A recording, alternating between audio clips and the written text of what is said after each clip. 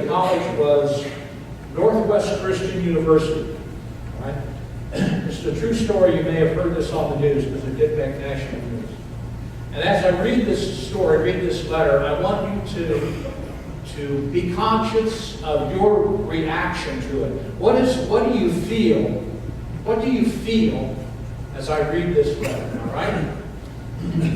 My name is Eric Fromm. I'm a senior at Northwest Christian University, majoring in communications, and I want everyone to know I am an atheist. Yes, you read that correctly. I am an atheist. For those of you who didn't already know about my non-belief, this news may be a bit shocking, but I was an atheist long before I came to NCU. I was baptized Lutheran. I was raised Methodist. But as time went on, I slowly came to the conclusion God wasn't real. For me, church was an empty ritual that I participated in to make others happy and so I could see friends. Scripture was largely mythological. Jesus was obviously a great moral teacher, but no way was he God. Now you may say, well, if you're not a Christian, why did you come to NCU? Truth be told, I came to NCU not because of its religious affiliations, but I came because it has an amazing communications program. I knew that the school catered to Christian thinking, so before I enrolled, I visited the campus to make sure that the chapel services were not so extreme that it would make me uncomfortable, and that I could fulfill the requirement to go to daily chapel. No one was speaking in tongues or handling snakes, so it was okay. I could do it. I was very excited to begin my freshman year. I was starting a new life in a new city. I was growing up. I was making new friends. And because of my friends, NCU became a place that I could actually call home. I was comfortable. I felt loved and accepted. Everyone was gracious.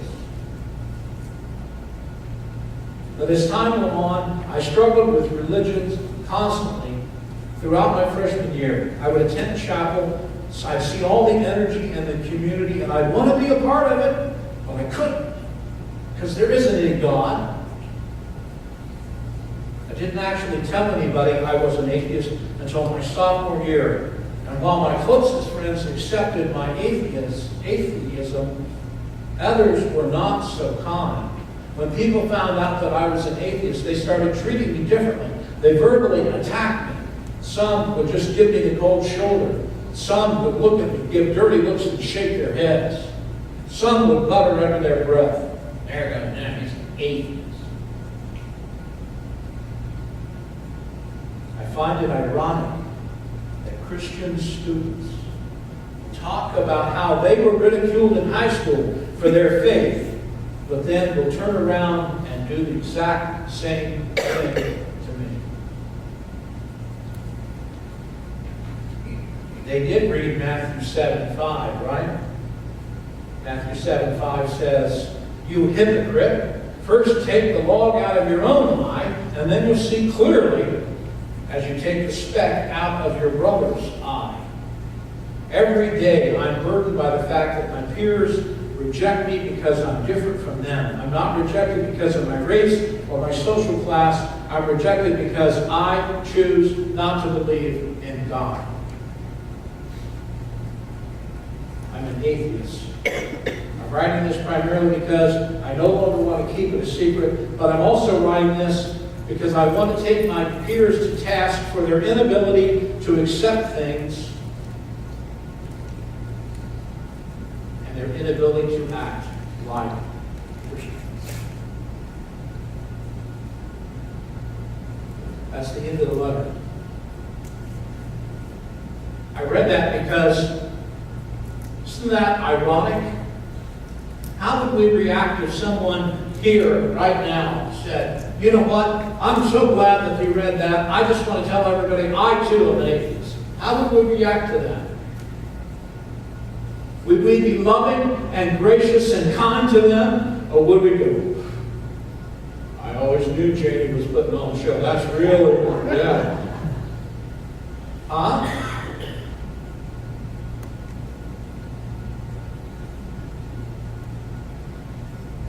Jesus is going to talk about hypocrites in the passage from Luke that we're going to read today. We are making our way through the Gospel of Luke. We are in chapter 11. And he speaks to hypocrites in this passage, and he speaks about them quite often. And because he does, it is a topic that we should pay special attention to. It's very challenging to love someone who radically disagrees with what we believe. And yet, Jesus said, and John quotes Jesus, and he says, "A new commandment I give to you, that you love one another. Even as I have loved you, love one another. By this all men will know that you love me, my disciples, if you are my disciples, if you have love for one another." The title of the sermon is "Christians Are Hypocrites." Not my opinion, but apparently the opinion of many other people. A hypocrite is someone who not only says, "Do as I say, not as I do." Hypocrites in today's culture say, "It's okay for me to do this, but don't you dare do this." Hypocrites hold other people to a higher standard than they hold themselves. Would you say that there is anyone who's a hypocrite today? Is hypocrisy evident in 21st century America? I would suggest you look no further than the Beltway of Washington, D.C. You know that I was a business owner for many years, and there were all kinds of incredible laws on business owners about access and elevators and escalators. But do you know the one body in the country that does not have to abide by those laws? The same body that enacted those laws. Congress always exempts itself. That's the height of hypocrisy. I want you to remember this simple definition for hypocrisy: saying one thing and doing another. Saying one thing and doing another. We're going to read that passage from Luke. You can follow it on the overhead. It's a little longer than normal, but I want you to get the full picture of what Jesus has to say. Hear now the word of the Lord. Now when he had spoken, a Pharisee asked him to have lunch with him, and he went in and reclined at the table. When the Pharisee saw it, he was surprised that Jesus had not first ceremonially washed before the meal. But the Lord said to him, "Now you Pharisees clean the outside of the cup and of the platter, but inside of you, you're full of robbery and wickedness. You foolish ones! Did not he who made the outside make the inside also? But give that which is within as charity, and then all things are clean for you. But woe to you, Pharisees, for you pay tithe of mint and rue and every kind of garden herb, and yet disregard justice and the love of God. But these are the things you should have done without neglecting the others. Woe to you, Pharisees, for you love the chief seats of the synagogues and the respectful greetings in the marketplaces. Woe to you, for you are like concealed tombs, and the people who walk over them are unaware of it." One of the lawyers said to him in reply, "Teacher, when you say this, you insult us too." But he said, "Woe to you lawyers as well, for you weigh men down with your burdens hard to bear, while you yourselves will not even touch the burdens with one of your fingers. Woe to you, for you build the tombs of the prophets, and it was your fathers who killed them. So you are witnesses and approve the deeds of your father, because it was they who killed them, and you built their tombs. For this reason also the wisdom of God said, I will send to them prophets and apostles, and some of them they will kill, and some they will persecute, so that the blood of all of the prophets shed since the foundation of the world may be charged against this generation. From the blood of Abel to the blood of Zechariah, who was killed between the altar and the house of God. Yes, I tell you, it shall be charged against this generation. Woe to you, lawyers!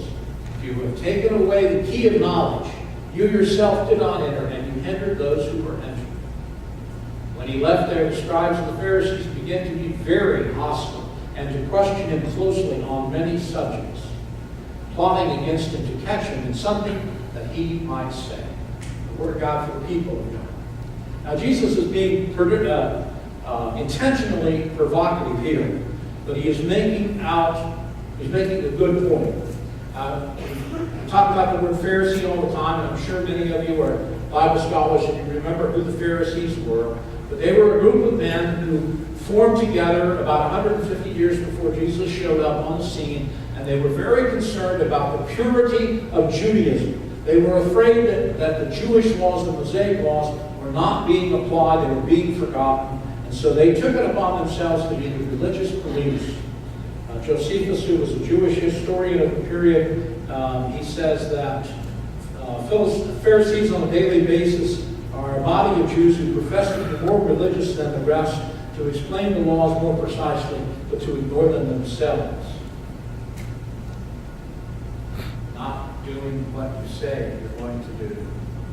Doing something different than, saying something different from what you do. Definition of hypocrites. They pledge themselves to obey all facets of the traditions down to the minutest detail, and yet they lied, they stole, they didn't love people, they weren't forgiven. Well, as the passage opens up, something very, very gentle happens, something you might even consider to be kindly or courteous. A Pharisee invites Jesus to come to his house for lunch. And on the surface, that sounds like a really sweet, lovely thing to do. But there's something going on that we don't notice. If you are basketball fans, particularly if you are college basketball fans, and the other team has run off 10 points in a row, what does the home coach almost always do? After the team runs off 10 unanswered point, what does the coach do? Timeout. Why is he doing that? He's trying to stop the momentum of what the other team is doing. The Pharisees are doing the exact same thing. They invited Jesus for lunch because he's out there in the public. He's out there preaching. He's affecting people. They can tell that the people are really getting into him, and they say, "Hey, Jesus, why don't you go to lunch with us?" And while it seems like a nice, kind, wonderful thing to do, it's hypocritical because they're trying to stop Jesus' momentum. And of course, Jesus knows that just as surely as I do. And virtually every biblical scholar who interprets this passage interprets this way. But Jesus goes to lunch with him anyway.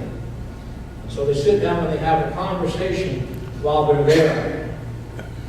And the Pharisee says to him, or begins to talk to him, right?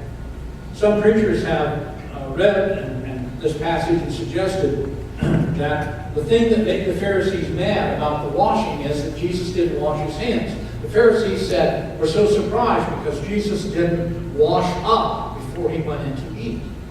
And for those of you who don't know it, in the first century when the Mediterranean meal was served, the bowl was served, but there weren't any large serving spoons. You just helped yourself. Right? Everybody helps themselves.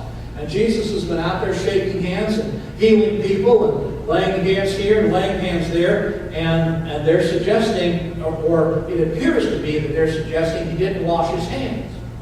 But when they talk about baptizo, they're not talking about washing their hands.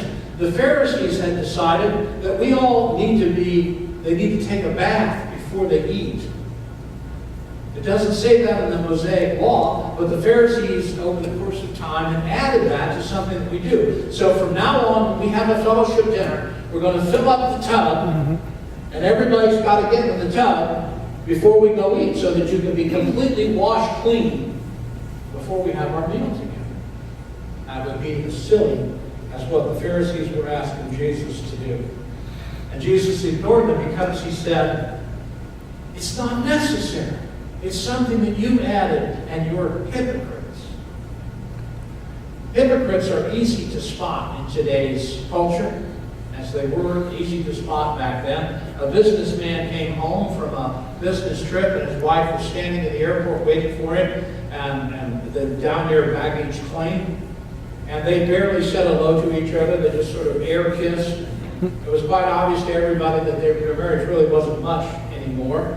And they were standing there waiting for their bags, and the businessman was all looking tired, and one of the very pretty stewardesses walked by. He all perked up immediately, and he said, I hope that my travel allows me to travel with you again, Sarah. And she said, well, I hope so too, Jim. And after she goes by, the wife looks at the husband and says, how come you know her name? Oh, well, they announced all of the flight crew's names before we started. She said, great. Tell me one other one. And of course he couldn't. He was a hypocrite. He couldn't do what he said. Hypocrites are evident everywhere. Is that something that we want attached to our church? Do we want to be known as a church of hypocrites? Do we want the American Christian church, the movement of Christianity, be known as the movement of hypocrites? Of course not. And we don't see it that way. We're not hypocrites. Are we?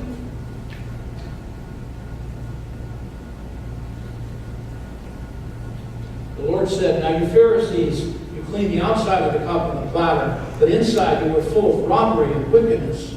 You foolish ones. Did not he who make the outside also make the inside?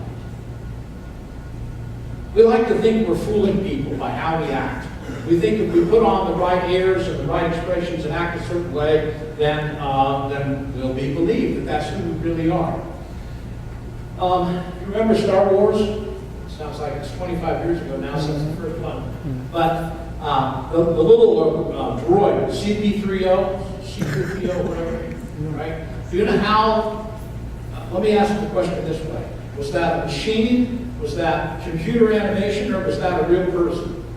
The little golden one. It looked like an upside down garbage can with its gold. Was that computer animation? Was that a robot? Or was that a real person? What do you think? Real person. It's a real person.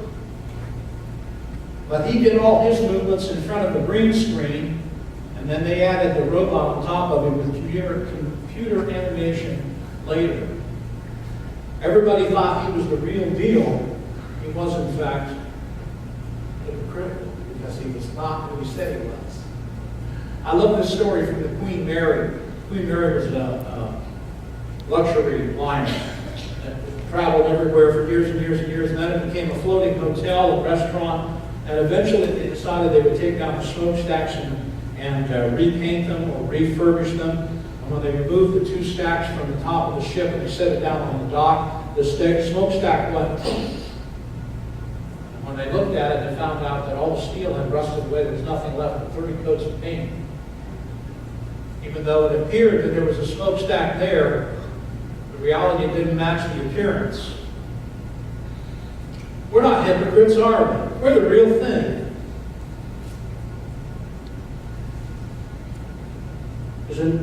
George Barnett is a researcher who makes a living by researching churches, American movement, religious movement. George Barnett is the authority on what's going on in American Christianity. There's a recent study done by him, and I'm going to quote it. He surveyed 718 self-identified Christians from a variety of denominations to find out to what extent their actions and attitude lined up with the beliefs of Jesus. Researchers found that only 1 in 7 could correctly state the basic tenets of Christianity. Only 1 in 7 could correctly say, what does it mean to believe in Jesus? And say the statement correctly. And only 1 in 14 could say it and actually lived a life that demonstrated it. I want to get the significance of what he discovered, okay? Not but 1 person out of 7 who goes to church, who claims the name of Jesus, could correctly state, what does that mean? What does one have to do or be or believe to be a Christian? Only 1 in 7 people who go to church could say what that means. And only 1 in 14 could say it and had a life that actually demonstrated it. I think that is astonishing. If I ask, I'm going to ask, but I'm going to give you the answer. You know, what does one have to do to be a Christian? Could we correctly identify or list the basic tenets of what it means to be a Christian? Could I have the opening to that PowerPoint, please?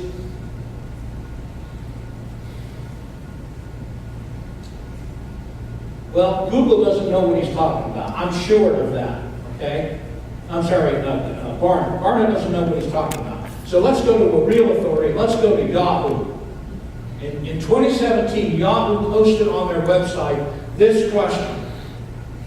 And they asked people to post answers to this question. What do you think of Christians? Now, let's keep in mind, who is a faithful user of Yahoo? All 80-year-olds, amen? No, under 40, under 45 now. Under 45 is the primary users of Yahoo. What do you think of Christians? Here are the 12 postings that are indicative of the tens of thousands that they received. These 12 that you are about to read are the equivalent of thousands and thousands of responses. What does it mean to be a Christian? Honestly, I think they're too judgmental. In the places that I've been, I have piercings in my lip, eyebrow. I got my ears gouged. That's the big discs that go in the bottom. And I dress how I want with baggy clothes. And more times than not, I get the stares, and yeah, no one comes up to talk to me. It's like you're infected with a disease that they can catch. What do you think of Christians? I think most are hypocritical. I also think most are judgmental and not very accepting of most others. Christians are non-thinking sheep that inhabit the low end of the gene pool. They are the worst of hypocrites, period.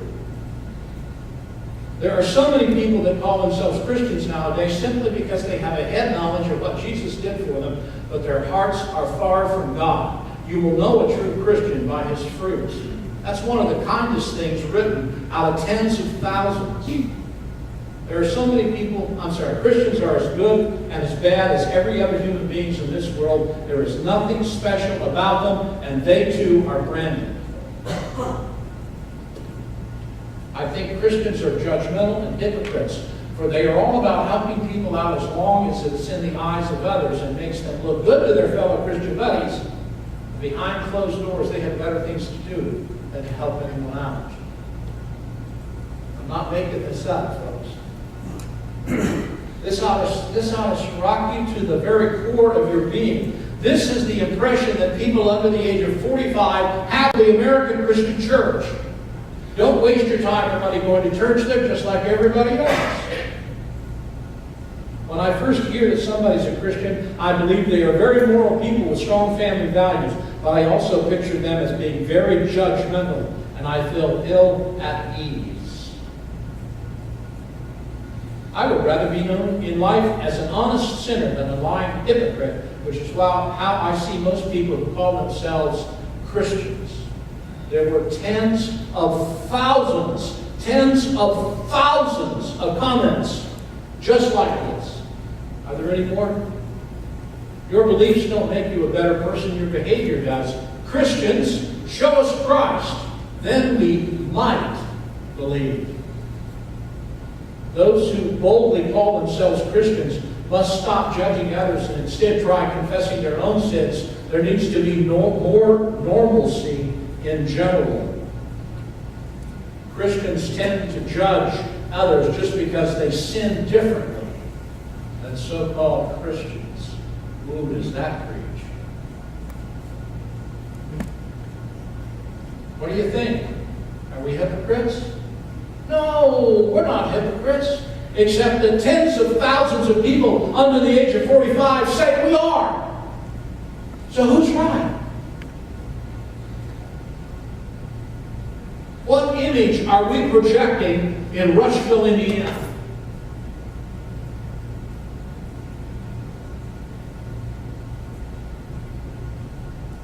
Can I have slide 14, please? There are 4 facts. I can't remember if there's 3 or 4. But there are a set of facts that we're going to talk about this morning that I want you to remember. Fact number 1, self-identified Christians are seen as hypocrites because the majority of them say one thing and do another. why the label above my name is hypocrite. All right, may I have the next slide? I'm sorry, that's not the one. That's not the one. I want to talk before we put that one on. Hypocrites. Why do you think the public thinks of us as hypocrites?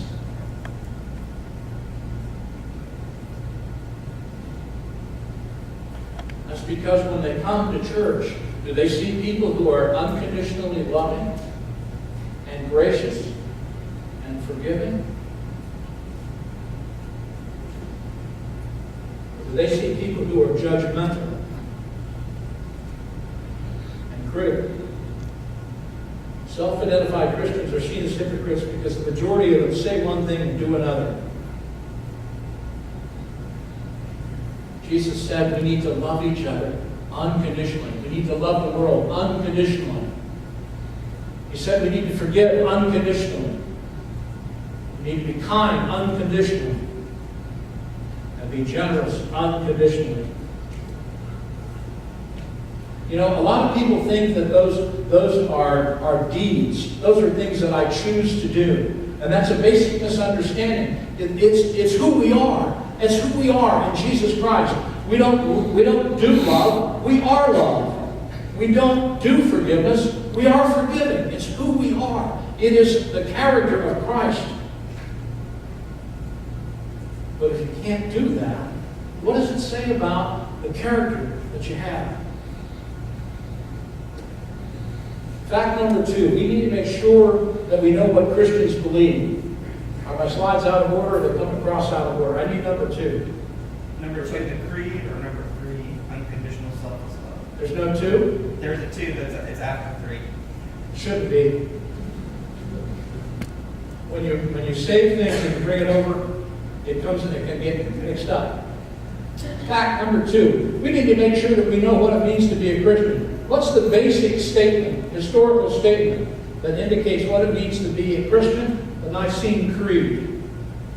It isn't, go ahead, next slide. It isn't the fact that we come to church. It isn't the fact that we say we're Christians. It is that set of beliefs that determine what's a Christian. Let's stand up and say this together real quick, okay?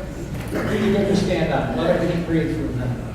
Let's say this together. I believe in one God, the Father Almighty, maker of heaven and earth, of all things visible and invisible. I believe in one Lord, Jesus Christ, the only begotten Son of God, born of the Father before all ages, God from God, light from light, true God, true God. Begotten, not made, consubstantial with the Father. Through him all things were made. For us, him, and for our salvation, he came down from heaven by the Holy Spirit, was incarnate of the Virgin Mary, and became man. For our sake, he was crucified by Pontius Pilate. He suffered death and was buried, and rose again on the third day in accordance with the Scriptures. He ascended into heaven and is seated at the right hand of the Father. He will come again in glory to judge the living and the dead, and his kingdom will have no end. I believe in the Holy Spirit, the Lord, the giver of life, who proceeds from the Father and the Son, who with the Father and the Son is adored and glorified, who has spoken through the prophets. I believe in one holy Catholic and Apostolic Church. I confess one baptism for the forgiveness of sins, and I look forward to the resurrection of the dead and the life of the world to come. Amen. Please be seated. All right. That is our basic historical summary of Christian beliefs. Now I'll take number 3. All right? And as I keep saying to you over and over and over again, this is what it means to be a Christian. Unconditional selfless love, unconditional forgiveness. Next slide. Unconditional kindness and unconditional generosity. If you cannot do it, if you will not do it, if you don't want to do it, it speaks deeply to who you are. May I have the next slide, please? So what does make us a Christian? Going to church, wearing a cross, being a good person, saying we're a Christian, volunteering at church, giving money to God. The answer is none of the above. I wish I had $10 for every time somebody said to me, I go to church, I'm a Christian. That's not my saying, but it's a good one. May I have the next slide, please? The early church started asking that question, and what they came up with is the Nicene Creed. These are all out of sequence, unfortunately. All right. Let me have the last fact, please. Here's one more, I think. I want you to think about that for a minute. Notice I didn't say that we're killing Christianity or that Christianity will go away or disappear. It won't. We're not going to kill off Jesus Christ or people who believe in Him. But the American Christian Church, hypocrites are killing Him. Is that my opinion? Yes, but it's not just my opinion. What was laid on my heart so heavy to talk about today, or to emphasize today, was this idea of what we do and who we are is having a much bigger impact than what you think or what I think. We are killing off the desire in the people under the age of 45 to come to church because we struggle to demonstrate the reality of Jesus Christ by being loving, kind, generous, and forgiving. Other than the gospel message of salvation, there's nothing more important that Jesus talked about than not being a hypocrite. Doing one thing and saying another. We need to change. We need to live it like we believe it. Do what we say. Walk the walk that we talk. For some reason it says show slide 29. What's up that?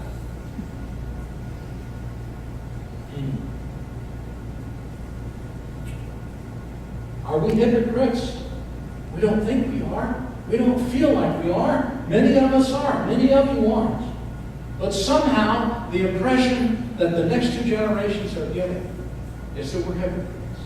I just was asked or impressed upon me to raise our awareness of that and to try to remember that we are representing Him.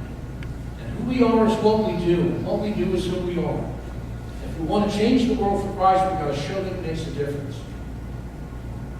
Love the unlovable, forgive the unforgivable. Be kind to those who don't deserve it, and be generous to those who've done their own will.